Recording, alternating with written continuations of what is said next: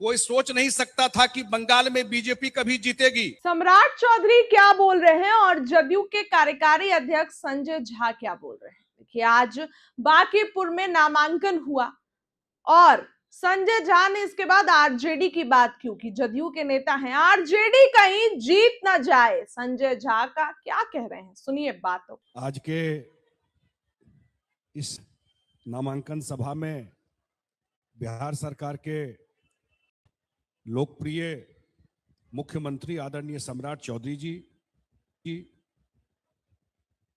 आदरणीय उप मुख्यमंत्री विजय चौधरी जी, जो यहाँ एनडीए के प्रत्याशी हम लोगों के हैं अभिषेक जी, कानून मंत्री रहे और देश के बड़े, मुझे एक ही इशू लगता है इस चुनाव में, बाय इलेक्शन में कम से कम शहर में, क्योंकि नितिन नवीन जी का पहला चुनाव हम लोगों ने देखा था और सरकार बन गई थी नीतीश जी की, सुशील मोदी जी उप मुख्यमंत्री थे।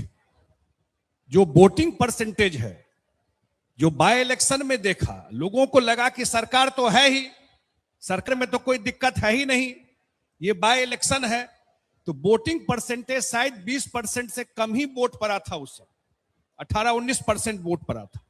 तो ये जवाबदेही ज्यादा है कि कैसे वोटिंग परसेंटेज को निश्चिंत हो जा करके बैठ जाना कि ये पारंपरिक क्षेत्र है बीजेपी का और उसमें सरकार बनी हुई है सम्राट चौधरी जी के नेतृत्व में, सरकार को कोई दिक्कत नहीं है, तो वोटर बहुत लोग छुट्टी लेके चले जाते हैं कि छुट्टी इलेक्शन है तो छुट्टी ले लो, शहर में ये चलता है और मुझे कोई दिक्कत नहीं दिखाई पड़ रहा है।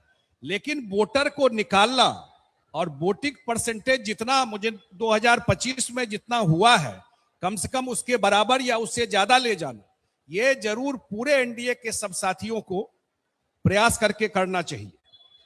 कल हम लोगों के नेता आदरणीय नीतीश कुमार जी से भी, जो हमारे प्रत्याशी हैं अभिषेक जी, उनसे मिल करके, उनसे आशीर्वाद लेकर के तब आज नॉमिनेशन करने गए हैं। कल मिले थे नीतीश कुमार जी से जाकर के, जो हमारे प्रत्याशी है।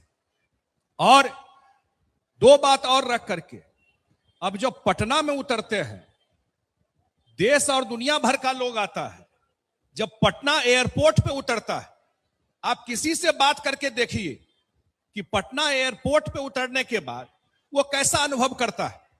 पटना एयरपोर्ट से बाहर आ करके अगर कोई 5-7 साल के बाद पटना आया है, वो पटना को नहीं पहचान पाता है। वो जब मेरीन ड्राइव जिसको कहते हैं, वो जाकर के देखता है तो पटना तो बिल्कुल बदल गया। माननीय मुख्यमंत्री जी बैठे हुए हैं, अभी सबसे बड़ा इशू जो पूरा एनडीए ने 2025 के चुनाव में हम लोगों ने कहा, वो है 1 करोड़ लोगों को रोजगार और नौकरी अगले 5 साल में देंगे और मुख्यमंत्री उस दिशा में पूरा काम कर रहे हैं।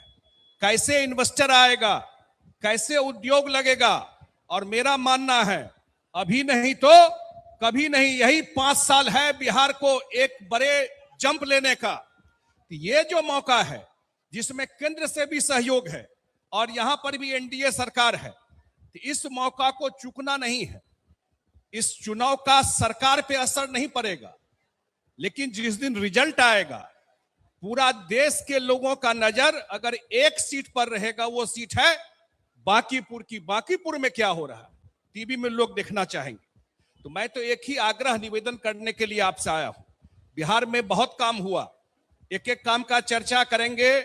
20 साल में एनडीए सरकार का, उपेंद्र कुशवाहा जी कह रहे थे 2005 से पहले की स्थिति तो बहुत लंबा हो जाएगा, लेकिन बिहार आज देश में, बिहार और बिहारी इज्जत से देखा जा रहा है, वो एनडीए सरकार की देन है जो देश भर में देखा जा रहा है। तो मैं तो एक ही आग्रह और निवेदन करने के लिए आपसे आया हूं। जब 30 तारीख को चुनाव होगा, कमल छाप है, सब जानते हैं, और यहीं के रहे नितिन नवीन जी, आज उन्हीं के नेतृत्व में बंगाल में इतनी बड़ी जीत हुई है। कोई सोच नहीं सकता था कि बंगाल में बीजेपी कभी जीतेगी, आज इतनी बड़ी जीत हुई है। तो सबका नजर, उनका गृह क्षेत्र है, सबका नजर उनके ऊपर, उनके क्षेत्र पे होगा।